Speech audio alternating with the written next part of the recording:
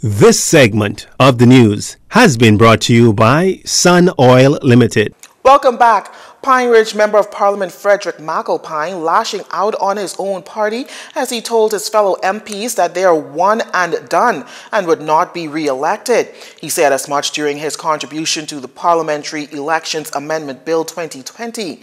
Mr. McAlpine claims that because many promises were made during campaign before election, the failure to deliver said promises will cost the Free National Movement and its members the public's vote. I'm sorry to tell you, for many of you in here, it'll be one and done.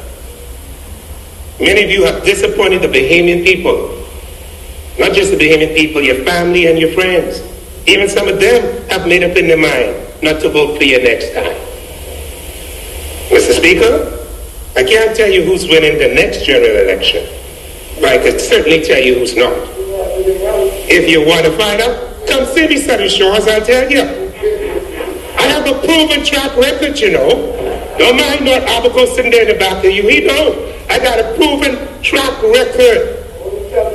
From Bimini in the north to Anagua in the south. I thank God I don't question that. I don't question that. During campaigning for the 2017 general election, the FNM promised to introduce a recall system for non-performing MPs. Mr. McAlpine contends that he understands why the FNM did not introduce the system, as he says the entire government would have probably fallen by now, and so many MPs would have been recalled.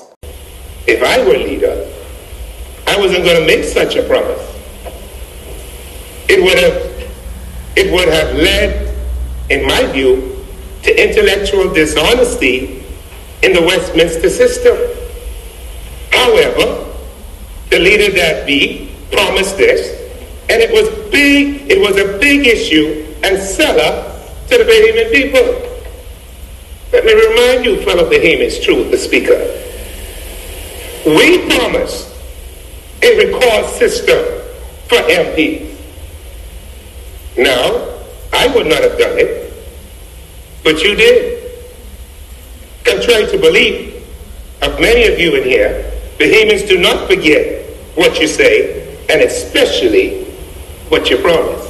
Minister of National Security and Member of Parliament for Mount Moriah, Marvin Dames, was asked if he felt as if his fellow MP, Mr. McAlpine, was referring to him during his spiel. He is free to his own comments. I don't know if he was referring to himself.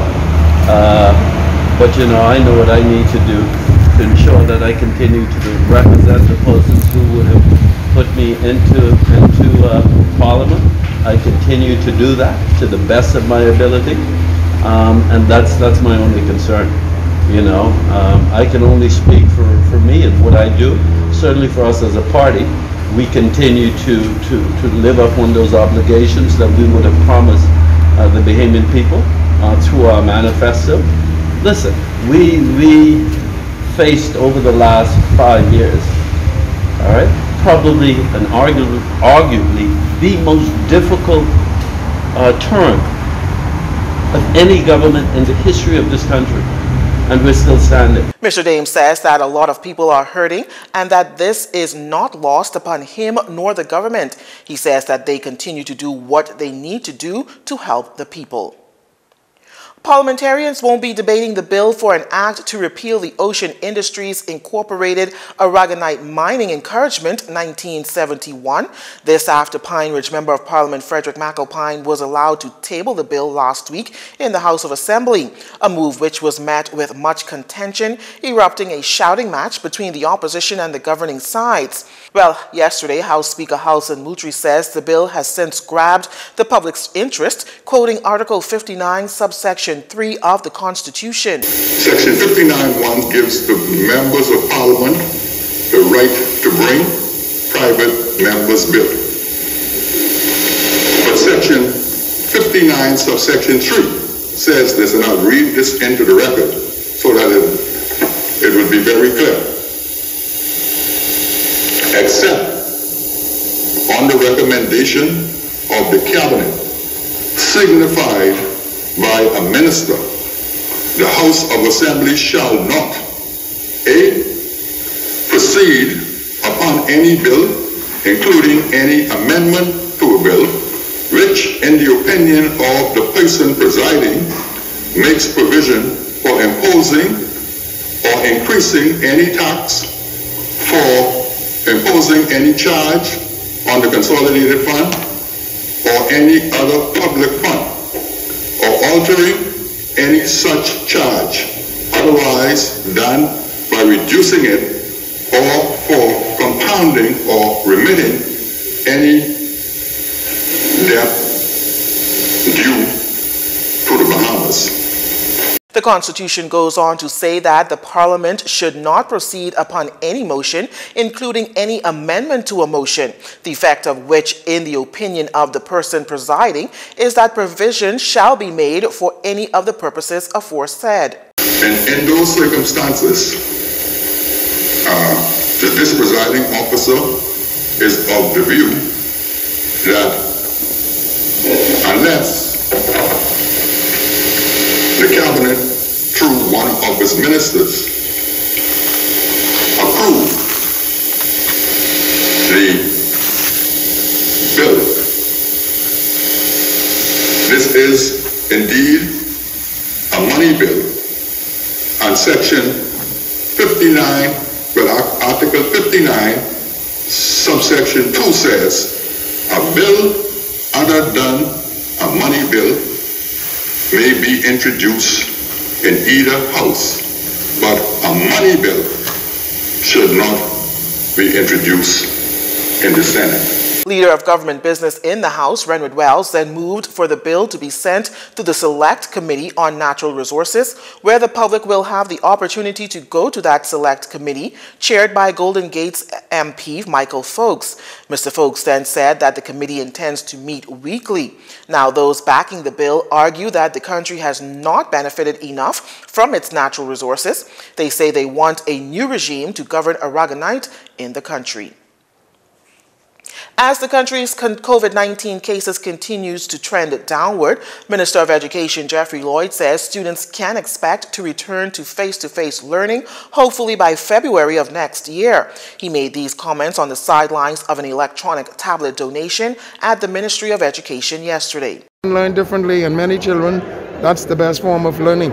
We are working with the Ministry of Health and the health officials, and they want to get past Christmas and see whatever comes out of that Christmas experience, and then possibly we're going to be looking at somewhere around early February. Now, the emergency powers orders indicates that persons can apply or receive permission for purposes of performing face-to-face instructions.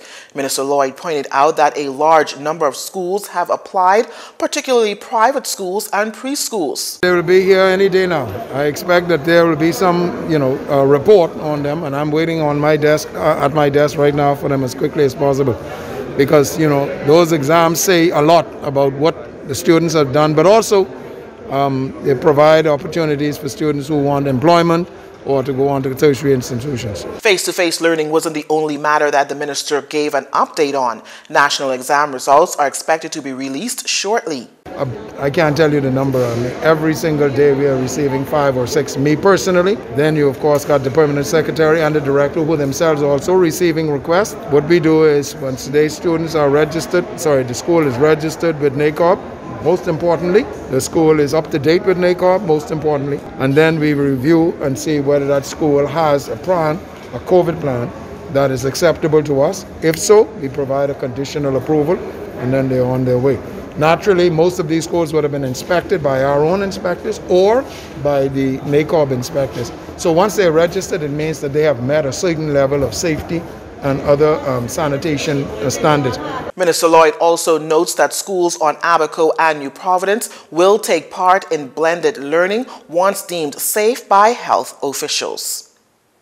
And opposition leader Philip Davis expressing grave discontent with Prime Minister Dr. Hubert Minnis's recent announcement that he would remain in the substantive post as Minister of Finance for the remainder of the Free National Movement term in office.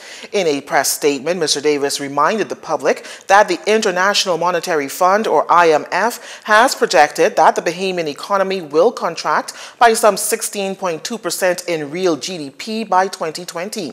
He says this is a direct result of the lockdowns and curfews imposed by the Prime Minister and is not a badge of success. The statement continues that the fact that Dr. Minnis is choosing to remain as Minister of Finance is an admission that no Free National Movement MP is qualified to occupy that vital position, even as the nation faces an extremely serious economic and fiscal crisis.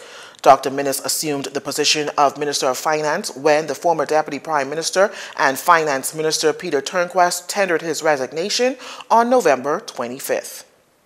You're watching JCN News. Stay with us. This segment of the news has been brought to you by Sun Oil Limited.